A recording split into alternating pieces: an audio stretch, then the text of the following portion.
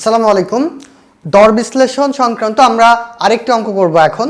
তো তোমরা এর আগে কিন্তু দুইটা অঙ্ক করে আসছো, একটা হচ্ছে কংক্রিট কাজের জন্য, আরেকটা হচ্ছে ইটের গাঁথুনি কাজের জন্য। দুই ধরনের দর বিশ্লেষণ তোমরা করছো। তো আশা করি এই দুই ধরনের দর বিশ্লেষণ তোমরা যে কোনো দালানের জন্যই করতে পারবা। এখন আমরা আরেকটা নতুন একটা দর বিশ্লেষণ দেখব, নতুন একটা দফার জন্য। তো সেই দফাটা কি, যে প্রচলিত বাজার দরে 10 ঘনমিটার মাটি কাটার খরচের পরিমাণ ছকের মাধ্যমে নির্ণয় করো। অর্থাৎ আমরা কোনো একটা দালান তৈরি করতে গেলে প্রথমে সেই দালানের জন্য অথবা সেই দালানের ভিতের জন্য বা ভিত্তির জন্য আমরা মাটি কেটে থাকি। তো সেই মাটি খননের যে পরিমাণ হয় সেই পরিমাণের উপর ভিত্তি করে কিন্তু আমরা মাটি খননের দর বিশ্লেষণ করি। তো সেই সংক্রান্ত একটা প্রবলেম আমরা এখন সলভ করব। তো এখানে টোটাল মাটি কাটার পরিমাণ উল্লেখ করে দেওয়া হয়েছে, সেটা হচ্ছে 10 ঘনমিটার। তো এই 10 ঘনমিটার যদি মাটি কাটা হয় তাহলে প্রচলিত বাজার দর অনুযায়ী আমাদের দর বিশ্লেষণ করতে হবে। তো এখানে সেটা ছকের মাধ্যমে নির্ণয় করতে বলা হয়েছে।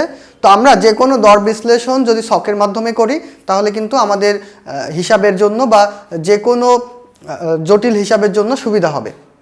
তো দেখো, যখন আমরা দর বিশ্লেষণটা ছকের মাধ্যমে হিসাব করব তখন প্রথমে তার বিবরণ থাকবে, অর্থাৎ বিবরণের জন্য একটা কলাম থাকবে, পরিমাণের জন্য একটা কলাম থাকবে। অর্থাৎ ওই পার্টিকুলার আইটেমের জন্য কি পরিমাণ কাজ হচ্ছে সেই পরিমাণটা থাকবে। অর্থাৎ এই পরিমাণের মধ্যে সেখানে যে মাল সামগ্রী ব্যবহার হবে তাদের পরিমাণ উল্লেখ করতে হবে। এরপরে ওই পার্টিকুলার পরিমাণ, অর্থাৎ যে যে মাল সামগ্রী বা যে যে শ্রমিক মজুরি বাবদ আমাদের মূল্য পরিশোধ করতে হবে তাদের একক দর এখানে উল্লেখ করতে হবে। অর্থাৎ কি দরে আমরা সেই কাজের জন্য দর বিশ্লেষণ করছি বা তাদের মূল্য পরিশোধ করছি সেই দরটা আমাদের এখানে উল্লেখ করতে হবে। এবং সেই পরিমাণ এবং দরের ভিত্তিতে ওই পরিমাণ বা ওই আইটেমের জন্য কি পরিমাণ মূল্য আমাদের পরিশোধ করতে হবে সেই মূল্যটা এখানে আমাদের বের করতে হবে। তো প্রথমেই তোমরা জানো যে যে কোনো কাজের জন্য বা যে কোনো দফার জন্য যদি আমরা দর বিশ্লেষণ করি তখন কিন্তু মোটামুটি 3টা আইটেমের ভিত্তিতে বা 3টা উপখাতের ভিত্তিতে কিন্তু আমরা দর বিশ্লেষণ করি। তো সেই উপখাত 3টা কি, একটা হচ্ছে নির্মাণ সামগ্রী, আরেকটা হচ্ছে শ্রমিক মজুরি, আরেকটা হচ্ছে ঠিকাদারের মুনাফা।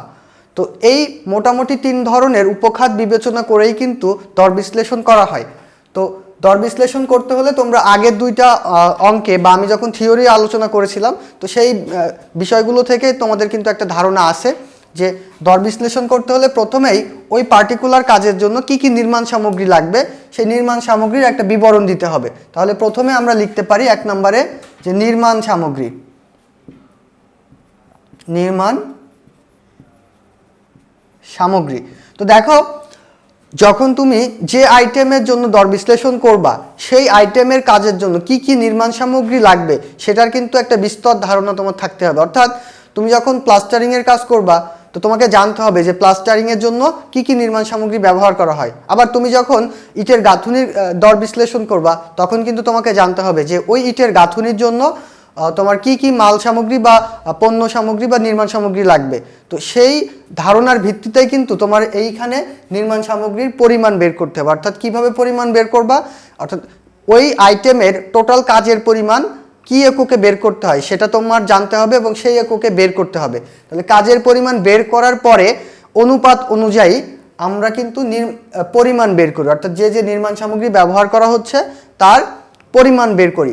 তো এখানে দেখা যাচ্ছে যে 10 ঘনমিটার মাটি কাটার খরচের পরিমাণ বের করতে বলা হয়েছে। তাহলে যখন আমরা মাটি কাটার কাজের আইটেম দর বিশ্লেষণ করব তখন কিন্তু এখানে কোনো নির্মাণ সামগ্রীর প্রয়োজন হচ্ছে না, অর্থাৎ শুধুমাত্র মাটিটা আমরা কেটে উঠিয়ে ফেলছি, তখন কোনো নির্মাণ সামগ্রীর আমাদের এখানে দরকার হচ্ছে না। তাহলে আমরা নির্মাণ সামগ্রীর পরিমাণ এখানে 0 দিতে পারি, কারণ এখানে কোনো নির্মাণ সামগ্রী ব্যবহার করা হচ্ছে না বা পণ্য সামগ্রী ব্যবহার করা হচ্ছে না।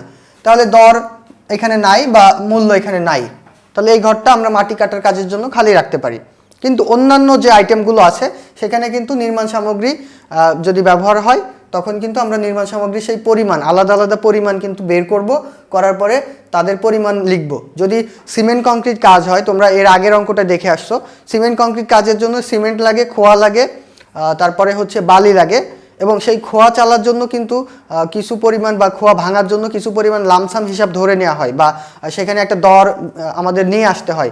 তো সেইগুলো উল্লেখ করে সেটার পরিমাণ ধরে নিচ্ছি। সেখানে সিমেন্ট প্রয়োজন হচ্ছে 40 ব্যাগ, বালি হচ্ছে 10 ঘনমিটার, খোয়া 20 ঘনমিটার, এই ধরনের যে পরিমাণগুলো বের হবে সেই নামগুলো উল্লেখ করে আমরা সেখানে পরিমাণটা লিখে দিই এবং ওই পার্টিকুলার পণ্য সামগ্রীর জন্য কি দর হিসেবে আমরা বাজার থেকে কিনতে পারি সেই একক দর এখানে কিন্তু লিখি। অর্থাৎ 1 বস্তা সিমেন্টের কত টাকা সেই টাকাটা কিন্তু এখানে লিখি, বা 1 ঘনমিটার বালির মূল্য কত টাকা সেই দরটা কিন্তু এখানে লিখি, বা 1 ঘনমিটার খোয়া বা ওই 1 ঘনমিটার খোয়া তৈরি করতে যে পরিমাণ ইট লাগবে সেই ইটের সংখ্যাটা এখানে কিন্তু লিখি। লিখে ইটের সংখ্যাটা আমরা এখানে লিখি, লেখার পরে এটা হচ্ছে পরিমাণ, যেহেতু ইটের সংখ্যা এখানে লিখতে হবে।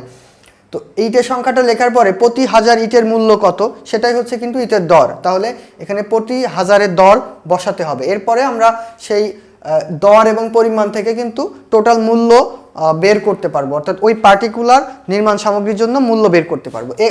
এরপরে আমাদের যে কাজটা করতে হয় সেটা হচ্ছে আমরা ওই কাজের জন্য, পার্টিকুলার কাজের জন্য শ্রমিক মজুরি বাবদ কত টাকা খরচ করছি এবং কি ধরনের শ্রমিক লাগছে সেই পরিমাণটা উল্লেখ করে কিন্তু শ্রমিক মজুরি বাবদ যে ব্যয়টা হবে সেটা কিন্তু আমাদের এখানে হিসাব করতে হবে। এরপরে ওই কাজের জন্য বা ওই আইটেমের জন্য টুলস অ্যান্ড প্ল্যান্টস বাবদ যে খরচটা হবে, অর্থাৎ যন্ত্রজনিত্র বাবদ যে খরচটা হবে সেটার একটা লামসাম হিসাব কিন্তু ধরে নেওয়া হয়। তো সেই লামসাম হিসাবটা করে আমরা মোট বের করব।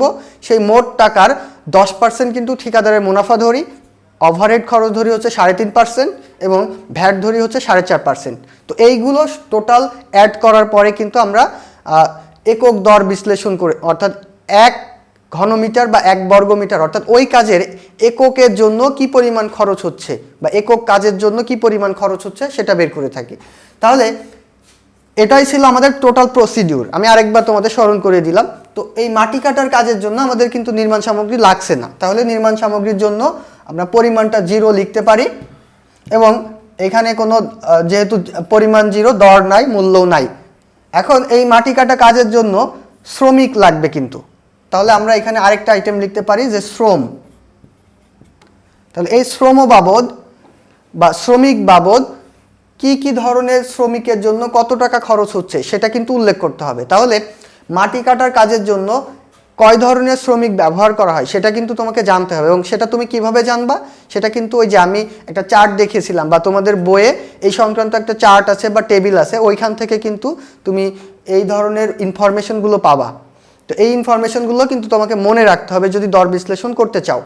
তাহলে আমরা এখন এখান থেকে মাটি কাটার কাজের জন্য শ্রমের পরিমাণ বের করব। তো সেই মাটি কাটা কাজের জন্য আমরা চার্ট থেকে জানি যে 10 ঘনমিটার মাটি কাটার কাজে হেড মিস্ত্রি লাগে হচ্ছে 1/6 জন। অর্থাৎ তোমাদের যদি মনে না থাকে তাহলে তোমরা বই থেকে চার্টটা একটু দেখে আসতে পারো, সেখানে তোমাদের দেখো উল্লেখ করা আছে প্রতি 10 ঘনমিটার যদি মাটি কাটা হয় তাহলে 10 ঘনমিটার মাটি কাটার জন্য হেড মিস্ত্রি লাগে, হেড মিস্ত্রি 1/6 জন। ঠিক আছে, এতজন যদি হেড মিস্ত্রি লাগে অর্থাৎ একজনের কম লাগবে, অর্থাৎ একজনকে 6 ভাগ করলে যে 1 ভাগ পাবো আমরা সেই 1 ভাগটাই হচ্ছে হেড মিস্ত্রির জন্য লাগবে। এখন এই হেড মিস্ত্রির মজুরি কত বা দর কত প্রতিদিন হিসেবে সেটা আমরা ওই চার্ট থেকে পাই 240 টাকা। এখন বর্তমান বাজার দর অনুযায়ী একটা হেড মিস্ত্রির মাটি কাটার কাজের জন্য কি পরিমাণ মজুরি পরিশোধ করা লাগে সেটা যদি তুমি জানো তাহলে সেটা এখানে উল্লেখ করে দিলেই হবে। সেটা হতে পারে 400, 500 বা 600, এটা বর্তমান বাজার দর যেটা থাকবে সেই অনুযায়ী তুমি এখানে লিখতে পারো। তো আমি এখানে 240 নিলাম। এখন তুমি যদি 300 নাও তাও কোনো সমস্যা নাই, তোমার বন্ধু যদি 400 নেয় তাও কোনো সমস্যা নাই, কিন্তু সেটা যুক্তিসঙ্গত হতে হবে। আচ্ছা, তাহলে হেড মিস্ত্রি লাগে 1/6 জন। এখন এই হেড মিস্ত্রির এক দিনের মজুরি হচ্ছে বা একজনের মজুরি হচ্ছে 240 টাকা, তাহলে 1/6 জনের মজুরি কত সেটা বের করব। তাহলে সেটা হচ্ছে এটা 1/6 দিয়ে 240কে গুণ করলে আমরা পাবো হচ্ছে 40 টাকা। তাহলে এই যে হেড মিস্ত্রি বাবদ আমাদের মূল্য পরিশোধ করছে হচ্ছে টোটাল 40 টাকা। এরপরে হচ্ছে মাটি কাটার কাজের জন্য মজুর ব্যবহার করা হবে, অর্থাৎ মজুর, এখানে আমরা মজুরের জন্য মূল্য পরিশোধ করব। এখন ওই চার্ট থেকে তোমরা এটাও জানবা যে 1 ঘনমিটার মাটি কাটার কাজে কয়জন মজুর লাগে। তো ওই চার্ট থেকে তোমরা দেখে আসতে পারো যে 10 ঘনমিটার মাটি কাটার কাজে 4 জন মজুর লাগে। তাহলে এখানে জন উল্লেখ করে দিতে পারো, এখানেও জন। আচ্ছা, 4 জন মজুর লাগে। এখন একজন মজুরের দর কত বা কত টাকা পরিশোধ করতে হয় সেটা ধরে নিচ্ছি 120 টাকা। তোমরা 200 বা 300 ধরে নিতে পারো, অর্থাৎ প্রচলিত বাজার দর অনুযায়ী। তাহলে এই 4 জনের জন্য টোটাল কত টাকা আমাদেরকে এই মজুর বাবদ দিতে হবে? তাহলে 4 জন, এক একজনের 120 টাকা করে, তাহলে 4 জনের কত? 480 টাকা। তাহলে দেখো আমাদের এই যে 10 ঘনমিটার মাটি কাটা হচ্ছে, সেই মাটি কাটার জন্য নির্মাণ সামগ্রী বাবদ কোনো মূল্য নাই। এখন শ্রম বাবদ শুধুমাত্র হেড মিস্ত্রির জন্য আমাদের মূল্য পরিশোধ করতে হয়, এবং মজুরের জন্য সেটা হচ্ছে প্রতি 10 ঘনমিটারের জন্য আমরা জানি যে 1/6 জন হেড মিস্ত্রি লাগে, এবং তার দর যদি এটা ধরি তাহলে হেড মিস্ত্রি বাবদ 10 ঘনমিটারের জন্য আমার মূল্য পরিশোধ করতে হবে বা ব্যয় করতে হবে হচ্ছে 40 টাকা। আর মজুরের জন্য 4 জন লাগবে 10 ঘনমিটার মাটি কাটতে হলে। তাহলে সেই 4 জনের জন্য এক একজনের দর যদি 120 টাকা হয়, তাহলে টোটাল 4 জনের জন্য আমার মূল্য পরিশোধ করতে হবে 480 টাকা। এখন এই যে মাটি কাটার কাজে বিভিন্ন টুলস ব্যবহার করা হয়, তো এই টুলসের জন্য আমাদের কিছু পরিমাণ খরচ ধরে নেওয়া হয়। তাহলে আমরা এখানে লিখতে পারি 3 নাম্বার যেই বিবরণটা, সেটা হচ্ছে tools and plans. Tools and plans.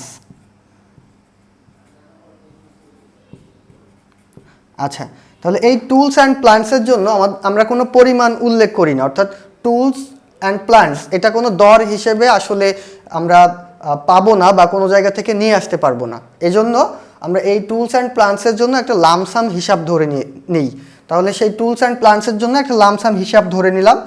সেটা সাপোজ এখানে লিখে দিতে পারি যে এটা হচ্ছে পরিমাণ লামসাম বা দর হচ্ছে লামসাম। তাহলে টুলস অ্যান্ড প্ল্যান্স বাবদ আমরা লামসাম ধরে নিব। সেটা ধরে নিতে পারি আমরা 50 টাকা। অর্থাৎ প্রতি 10 ঘনমিটারের জন্য লামসাম হিসাব হচ্ছে 50 টাকা।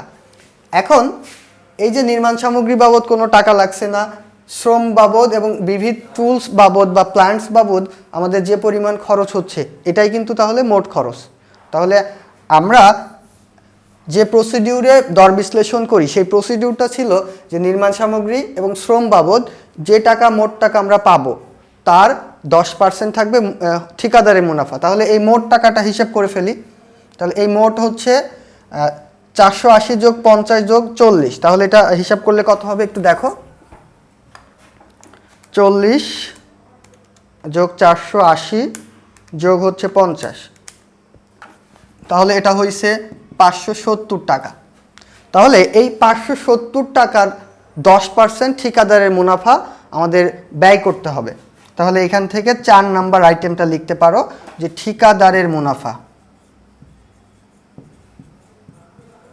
ঠিকাদারের মুনাফা। তাহলে সেই ঠিকাদারের মুনাফা আমরা ধরে নিচ্ছি দর হচ্ছে 10%। তাহলে 10%, কার 10%? এই 570 টাকার 10%। তাহলে এখান থেকে আমরা 570 টাকার 10% করব, কত হয়? 570 ইন্টু 10%, এটা হচ্ছে 57 টাকা হবে। এরপরে 5 নাম্বার যে হিসাবটা আসে সেটা হচ্ছে ওভারহেড খরচ। তাহলে এখানে লিখতে পারো যে ওভারহেড ব্যয়। এখন ওভারহেড ব্যয়টা কি সেটা কিন্তু তোমরা জানো, অর্থাৎ এই ওভারহেড ব্যয়টা কিন্তু আমি নতুন করে আর এটার ইন্ট্রোডাকশন দিব না। তো দেখো এই ওভারহেড ব্যয় বাবদ আমরা 3.5% খরচ করি। কার 3.5%? এই যে শ্রমিক মজুরি এবং পণ্য সামগ্রী বাবদ যত মোট টাকা খরচ হয় তার 3.5%। তাহলে এখান থেকে আমরা এটা দর লিখতে পারি 3.5% বা 3.5%। তাহলে এখান থেকে এই 570 টাকা 3.5% করব, এটা হবে হচ্ছে 19.95। এরপরে এই টোটাল টাকাটার জন্য, অর্থাৎ এই যে টোটাল টাকাটা খরচ করলাম, এই টোটাল টাকার জন্য কিন্তু আমাকে ভ্যাট পরিশোধ করতে হবে। তাহলে সেই ভ্যাট হিসেবে আমরা ধরি যে টোটাল টাকার 4.5%। তাহলে এখান থেকে আরেকটা আইটেম লিখতে পারো বা আরেকটা বিবরণ হচ্ছে ভ্যাট। ভ্যাট সেটা হচ্ছে 4.5%। তাহলে 570 টাকা 4.5% কত হবে?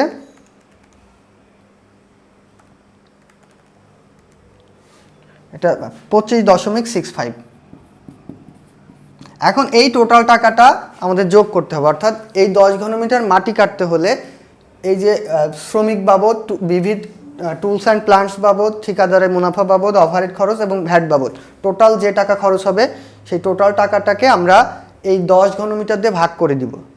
অর্থাৎ আমরা এখানে দর বিশ্লেষণ করছি। দর বিশ্লেষণ মানে হচ্ছে একক পরিমাণের জন্য কি পরিমাণ টাকা লাগবে।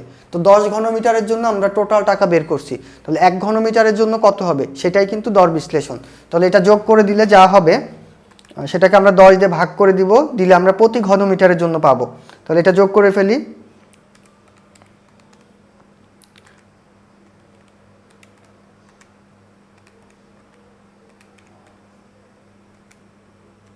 এটা যোগ করলে 672.6 টাকা আসছে। তাহলে টোটাল 10 ঘনমিটার মাটি কাটতে হলে আমাকে 672.6 টাকা খরচ করতে হবে। এখন যেহেতু দর বিশ্লেষণ করছি, সুতরাং আমাকে প্রতি ঘনমিটারের জন্য কি পরিমাণ খরচ করতে হবে সেটা দেখিয়ে দিতে হবে। অতএব এখান থেকে তুমি লিখতে পারো যে প্রতি ঘনমিটারের দর। যেহেতু এই কাজের আয়তনটা হচ্ছে ঘনমিটারে, এই জন্য আমি এখানে ঘনমিটার দিচ্ছি। এখন কোথাও যদি কাজের এককটা থাকে হচ্ছে বর্গমিটারে, তাহলে এখানে কিন্তু বর্গমিটার দিতে হবে। তাহলে এখানে আমি লিখতে পারি যে প্রতি ঘনমিটারে বা মিটারের দর, সেটা হচ্ছে টোটাল 10 ঘনমিটারের জন্য 672.6। তাহলে আমরা প্রতি মানে হচ্ছে 1 ঘনমিটারের জন্য বের করছি, তাহলে 10 দিয়ে ভাগ, 10 দিয়ে ভাগ করলে হবে 67.26 টাকা। তাহলে এইটাই হচ্ছে আমাদের এই 10 ঘনমিটার মাটি কাটার কাজের দর বিশ্লেষণ বা একক দর। তাহলে তোমরা যখন মাটি কাটার কাজ হিসাব করবা তখন কিন্তু সেখানে নির্মাণ সামগ্রী বাবদ কোনো খরচ করতে হবে না, তাহলে এটা না লিখলেও চলবে। এরপরে শ্রমিক বাবদ খরচ করতে হবে, সেখানে যদি বিবিধ টুলস অ্যান্ড প্লান্টস বাবদ খরচ হয়ে থাকে তাহলে সেটা উল্লেখ করে সেই খরচের পরিমাণটা লিখতে হবে। এবং সর্বোপরি ঠিকাদারের মুনাফা সহ, ওভারহেড খরচ এবং ভ্যাট সহ যে টোটাল হিসাবটা আসবে সেটাকেই কিন্তু আমরা এই 10 ঘনমিটার অর্থাৎ যত পরিমাণ থাকবে সেই পরিমাণ দিয়ে ভাগ করলেই এই দর বিশ্লেষণটা চলে আসবে। অর্থাৎ তোমাদের কিন্তু দর বিশ্লেষণ করার জন্য ওই যে চার্টটা কিন্তু মনে রাখতে হবে। অর্থাৎ যে দুইটা চার্টের কথা আমি বলছি বা যে দুইটা চার্ট দেখিয়েছি, ওই চার্টগুলো কিন্তু তোমাদের খুব ভালো করে মনে রাখতে হবে। অর্থাৎ সেখানে কিন্তু প্রতি 10 ঘনমিটারের জন্য, অর্থাৎ প্রতিটি আইটেমের, পার্টিকুলার আইটেমের 10 ঘনমিটার কাজের জন্য কি পরিমাণ শ্রমিক লাগবে এবং সেই শ্রমিকের মজুরি বাবদ কত টাকা লাগবে সেটা কিন্তু ওই চার্টে উল্লেখ করা আছে। এবং আরেকটা চার্টে যেটা হচ্ছে পিডব্লিউডি কর্তৃক 2006-এ প্রণীত হয়েছিল, সেই চার্টে কিন্তু প্রকৌশল সামগ্রী অর্থাৎ একটা নির্মাণ কাজে যে প্রকৌশল সামগ্রীগুলো লাগে অর্থাৎ নির্মাণ সামগ্রীগুলো লাগে সেই সামগ্রীগুলোর একক দর দেয়া ছিল। অর্থাৎ 1 ব্যাগ সিমেন্টের মূল্য কত হবে, 1 ঘনমিটার বালির মূল্য কত হবে, এই দরগুলো কিন্তু দেয়া ছিল। এখন ওইখান থেকে, ওই চার্ট থেকে তুমি এইগুলো যদি মনে রাখতে পারো তাহলে কিন্তু তোমার এই দর বিশ্লেষণ করা খুবই সহজ হবে। অর্থাৎ সেখানে যদি তোমার হচ্ছে দর বিশ্লেষণের জন্য ইনফরমেশনগুলো ওখান থেকে তুমি নিতে পারো তাহলে কিন্তু তোমার এই যে এই বিষয়গুলো তোমার কাছে কোনো সমস্যা বা কোনো ব্যাপার মনে হবে না। আচ্ছা, আমরা যে এই 10 ঘনমিটার মাটি কাটার পরিমাণ বের করছি বা দর বিশ্লেষণ করছি, তো এখানে কিছু বিষয় কিন্তু আমাদের মনে রাখতে হবে। অর্থাৎ আমরা যখন কোনো একটা দালানের জন্য তার ফাউন্ডেশনে মাটি কাটার পরিমাণ হিসাব করি বা মাটি কাটি, তখন কিন্তু সেই মাটিটাকে একটু দূরে নিয়ে যেয়ে ফেলতে হয় বা একটা নির্দিষ্ট গভীরতা কিন্তু মাটিটা কাটতে হয়। তো সেই কতটুকু দূরে নিয়ে যেয়ে ফেলছি সেটাকে আমরা কিন্তু চালনা দূরত্ব বলি। অর্থাৎ চালনা দূরত্ব জানিয়ে হচ্ছে 30 মিটার, আর উত্তোলন গভীরতা অর্থাৎ যতটুকু সর্বোচ্চ গভীরতায় আমরা মাটি কাটবো সেটাকে বলছি হচ্ছে উত্তোলন গভীরতা। সেই উত্তোলন গভীরতা হচ্ছে 1.5 মিটার। তাহলে চালনা দূরত্ব, স্বাভাবিক চালনা দূরত্ব এবং স্বাভাবিক উত্তোলন গভীরতার জন্য আমাদের কিন্তু এক্সট্রা কোনো দর হিসাব করতে হয় না।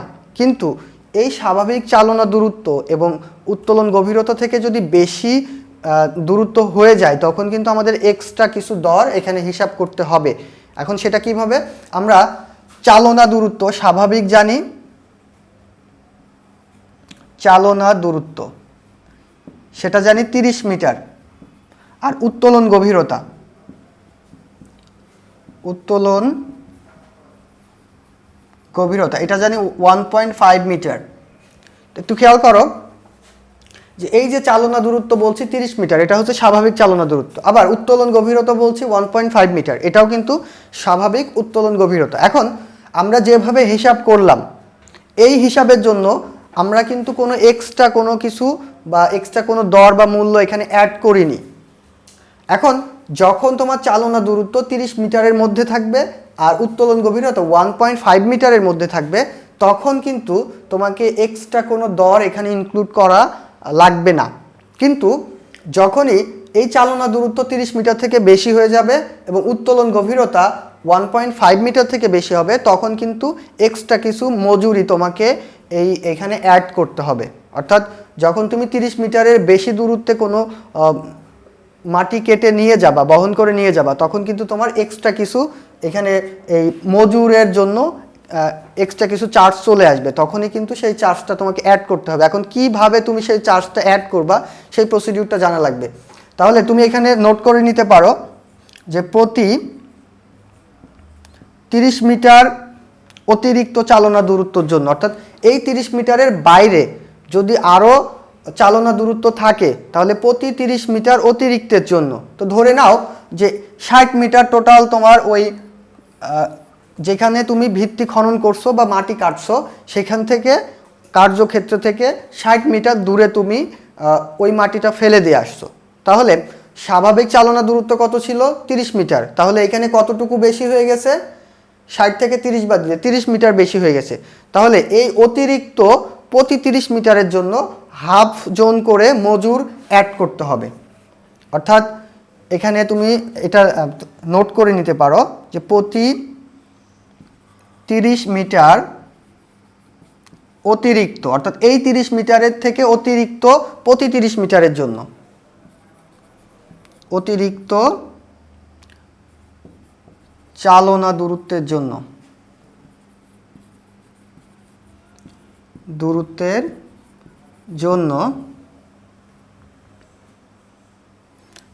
হাফ জন মজুর বেশি ধরতে হবে,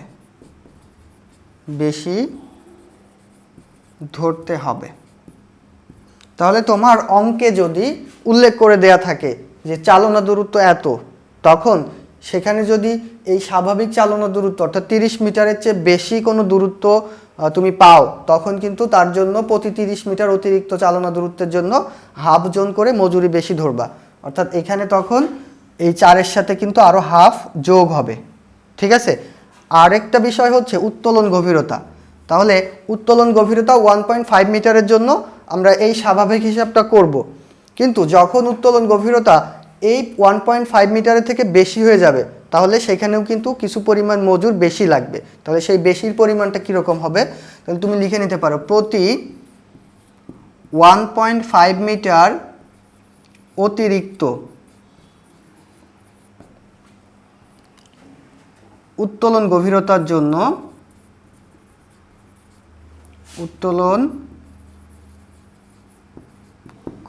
জন্য হাফ জন মজুর বেশি ধরতে হবে।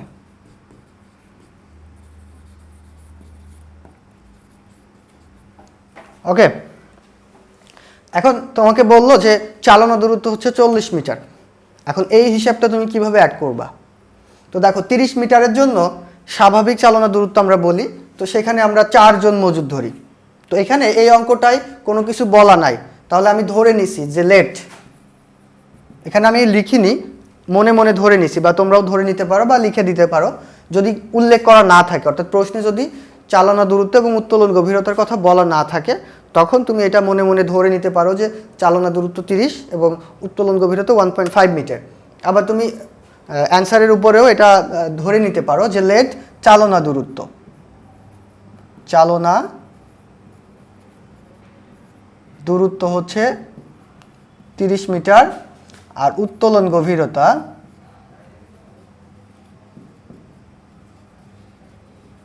এটা হচ্ছে 1.5 মিটার। আর যদি তোমার সাপোজ ধরে নাও যে চালনা দূরত্ব 40 মিটার বললো, তাহলে এখানে সাপোজ আমি ধরছি চালনা দূরত্ব 40 মিটার বলছে, তাহলে 30 মিটারের জন্য এখানে বাড়তি কোনো কিছু অ্যাড হবে না, অর্থাৎ 30 মিটার পর্যন্ত এই 4 জন মজুর আমরা ধরবো। কিন্তু এখানে হয়ে গেল কত 40, তাহলে এক্সট্রা কত হচ্ছে, অর্থাৎ অতিরিক্ত কত 10 মিটার হচ্ছে। তাহলে এই অতিরিক্ত 10 মিটারের জন্য আমার এখানে মজুর বাবদ খরচ কিন্তু বেড়ে যাবে। তাহলে সেই খরচের পরিমাণটা আমরা এখানে কিভাবে অ্যাড করব সেটা দেখো। তাহলে আমরা জানি দেখো যে প্রতি 30 মিটার অতিরিক্তের জন্য হাফ জন মজুর বেশি ধরবো। তাহলে প্রতি 30 মিটারের জন্য যদি আমরা হাফ জন ধরি, তাহলে এখানে হিসাবটা একটু করি। 30 মিটারের জন্য হাফ জন বেশি হবে, তাহলে 1 মিটারের জন্য কত, সেটা হচ্ছে হাফ ভাগ হচ্ছে 30, অর্থাৎ এখানে যেটা থাকবে সেটার সাথে 30 দিয়ে ভাগ হবে, অর্থাৎ এটা হচ্ছে 1/30 গুণ 2 60 হবে। তো 30 মিটারের জন্য যদি হাফ জন হয়, 1 মিটারের জন্য 1/60 জন হবে। এখন এখানে এক্সট্রা কতটুকু হলো 10 মিটার, তার মানে এক্সট্রা 30 মিটারের জন্য হাফ জন, 1 মিটারের জন্য এত, তাহলে এক্সট্রা 10 মিটারের জন্য কত পাবো, সেটা হচ্ছে 1/60 ইন্টু এখানে 10, তাহলে 10/60, অর্থাৎ এটা যদি আমরা একটু সিম্পলিফাই করি তাহলে 1/6 জন হবে। অর্থাৎ এই অতিরিক্ত 10 মিটারের জন্য 1/6 জন মজুর আমরা বেশি ধরবো। তাহলে এখান থেকে আমরা এখানে কিন্তু আবার অ্যাড করে দিব 4 জন। এরপরে হচ্ছে প্রতি 10 মিটার চালনা দূরত্বের জন্য কতজন মজুর অ্যাড করব, 1/6 জন। তাহলে এখানে এই 4-এর সাথে 1/6 যোগ করে দিব। এখন সাপোজ তোমার প্রশ্নে উত্তোলন গভীরতাটাও উল্লেখ করে দিল, তো ধরে নাও যে উত্তোলন গভীরতা 2.6, তাহলে দেখো 1.5 মিটার হচ্ছে স্বাভাবিক উত্তোলন গভীরতা, তাহলে 1.5 এর জন্য আমরা স্বাভাবিক যে মজুর সেই মজুর ধরে নিব, অর্থাৎ 4 জন করে। কিন্তু এখানে দেখো উত্তোলন গভীরতা হয়ে গেল 2.6, তার মানে গভীরতাটা যত বাড়বে মজুরের পরিমাণ তত বাড়বে কিন্তু। তাহলে আমরা জানি যে প্রতি 1.5 মিটার অতিরিক্ত উত্তোলন গভীরতার জন্য হাফ জন মজুর বেশি ধরতে হবে। তাহলে এখানে কতটুকু উত্তোলন গভীরতা বেশি হলো, 2.6 থেকে আমি 1.5 বাদ দিব, তাহলে এখানে কিন্তু পাবো 1.1 মিটার।